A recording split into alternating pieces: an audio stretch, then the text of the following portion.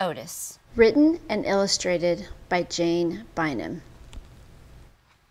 Otis was a very fine pig. He had soft, silky hairs and pink skin.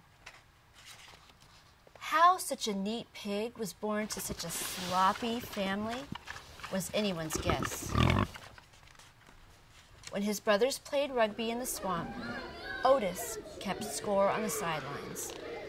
When his sisters played tag in the wallow, Otis counted buttercups in the grass.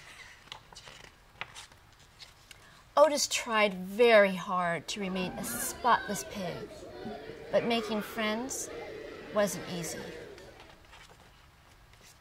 His mama told him, "Someday, Otis, you will like the mud." And Otis replied, "Oh, Mama, I don't think so."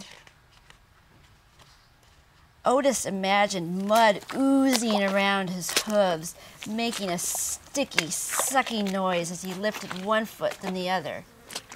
He imagined mud drying on his skin, leaving dirty patches all over his pink body.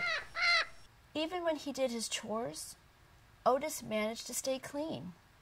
While his brothers weeded the corn, Otis hauled the weeds away, careful not to get a spot of mud on his pink self. While his sisters picked the ripe corn, Otis sorted the good ears from the bad, making sure not a bit of dirt soiled him. Otis was lonely. All the other pigs loved mud, but no matter how hard he tried, he just couldn't stand the stuff. His papa told him, "Someday, Otis, you will like the mud." And Otis replied, "Oh, Papa, I don't think so." One day, as Otis returned from the garden, he heard a small, croaky ribbit sob. Ribbit. There by the wallow sat a little frog crying softly. "Little frog, why are you crying?" Otis asked. "Ribbit. I've lost my favorite ball in the middle of the mud," Little Frog said. "Well, that's not so bad. Go get it," Otis said. "But I can't cross the mud," Little Frog wailed. "Why not?" Otis asked. "Frogs love mud and all things swampy." "Not this frog," Little Frog cried. "Please wade in and get my ball," he begged.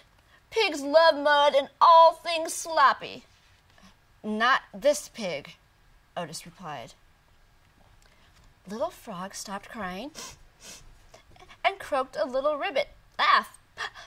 "Ribbit!" Otis oinked a little giggle. "I have an idea," Otis said. "I'll hold on to this branch and you can hop out to get your ball."